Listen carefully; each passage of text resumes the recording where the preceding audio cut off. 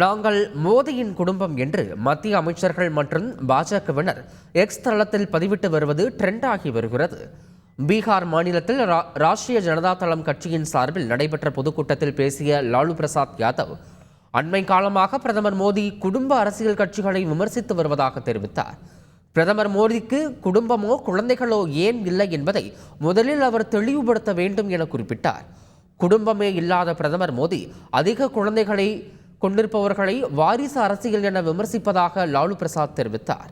லாலுவின் இந்த பேச்சுக்கு பதிலடி கொடுக்கும் வகையில் பாஜக தலைவர் நட்டா, மத்திய அமைச்சர்கள் அமித்ஷா, நிதின் கட்கரி, பியூஷ் கோயல், அனுராக் தாக்கூர் மற்றும் பாஜக நிர்வாகிகள் தங்களது எக்ஸ் தளத்தில் நாங்கள் மோடியின் குடும்பம் என்று அடைமொழியை சேர்த்து வருகின்றனர்.